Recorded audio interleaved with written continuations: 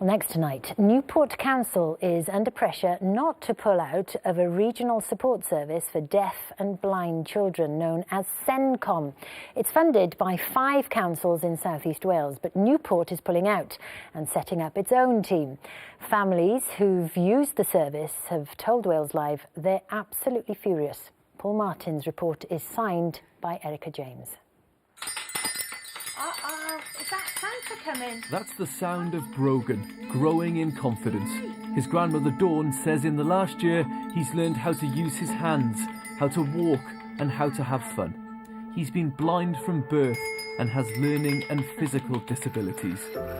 Since he was a baby, he's had help from experts at the Gwent Visual Impairment Service, which then became SenCom, a specialist team funded by the 5 South East Wales councils. His grandmother says their help has been a lifeline.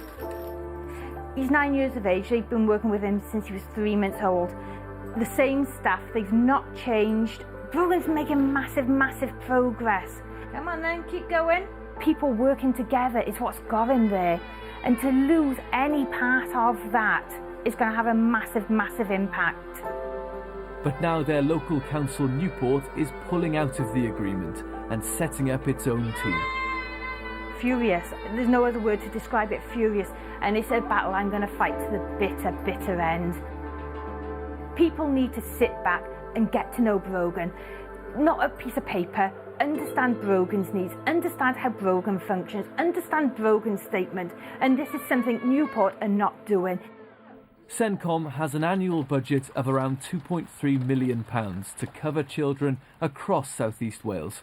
Newport puts in £650,000. The Welsh Government thinks SenCom is a good example of councils working together to make a specialised service. Collaboration and so-called regional working are things we're meant to be seeing more of in local government. But on this, Newport is going its own way. Labour AM Lynn Neagle is chair of the Children's Committee at the Senedd. She wants Labour-run Newport Council to change its mind.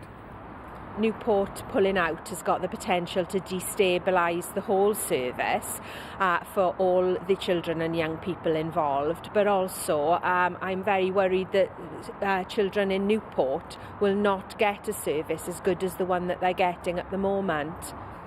The Education Secretary Kirsty Williams has written to Newport leader Debbie Wilcox for assurances about the new service.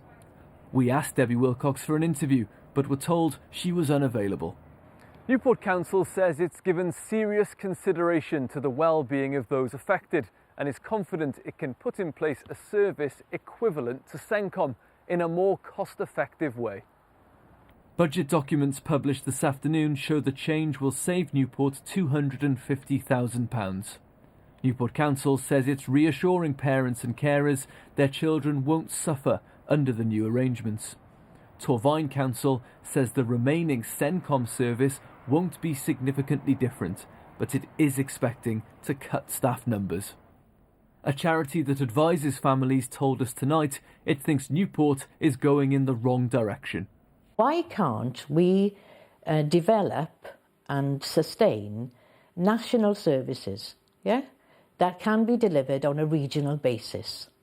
We have an opportunity here of having great fairness, great equality and great services for children and young people in Wales, but we must work together. Oh, you wanted more?